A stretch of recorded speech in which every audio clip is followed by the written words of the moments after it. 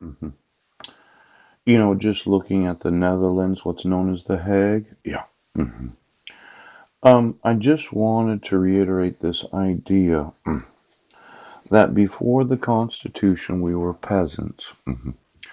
Any individual in any geographic location that had to bend their knee to a king, yes, queen, did not have the power that we have as citizens of the United States. Now, I had emailed The Hague, yes, and it looks like when you violated the power of the vesting of the United States of America, yes, you obligated the world to enforce your violating of the power of the United States. Now, this Hague is the political capital and seat of the government. There's a royal family in the Netherlands. Yeah, get me the royal family. Now, I'm going to want the Netherlands for myself, and then you gave the Peace Palace at The Hague. Oh, I'm going to want to own that. Now, The Hague has little industry and commerce. Yes, chiefly a residential city with broad avenues of linden trees, quiet canals, and stately houses and public buildings. And the Mauritshuis, built in the 17th century, contains a collection of works of outstanding Dutch and Flemish painters. Oh, is that right? Now, we had some peace conferences there. Yes.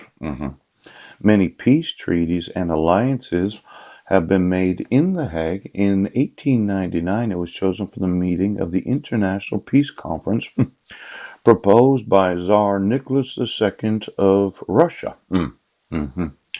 Delegates from 26 countries met in the royal palace known as the Huis ten Bosch, or House in the Wood. Now let's see here. From this court, panels of judges could be chosen by two or more of the member nations. Yes.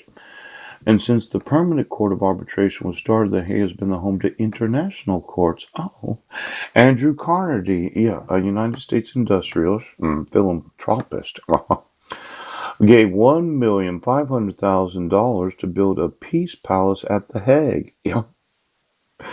Now there's that permanent court of international justice of the League of Nations. Yeah.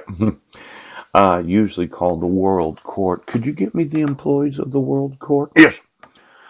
Then the new International Court of Justice of the United Nations now takes the place of the World Court. Oh, the United Nations, section on International Court of Justice. The population of The Hague was at that time, 1966 estimate, 592,851. Yeah. Last night I had sent an email about contributing to the delinquency of minors. Yes, because police and sheriff's departments don't appreciate the power that every citizen has had since the ratification of the Constitution. You can be falsely accused of a crime, but you can't be falsely accused when you, the police department, watch the show. Yes. You in the Jefferson County Sheriff's Department? Yeah.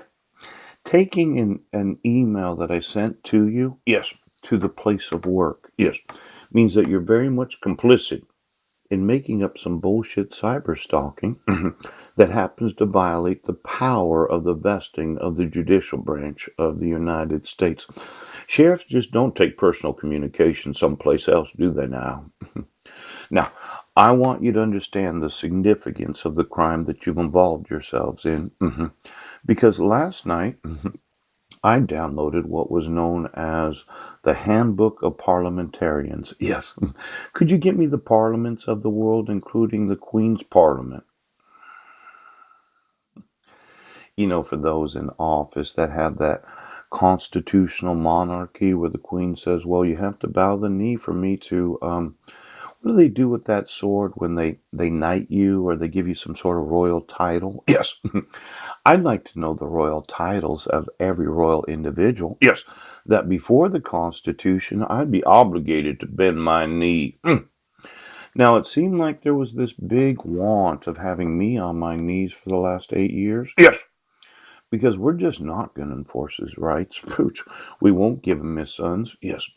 But when I looked at the handbook for the parliamentarians, number 26, called Human Rights, yes, I think I could sue every individual in every royal family right now that has any knowledge of violating the power of the United States because of the vesting of that power. Yes. Hmm.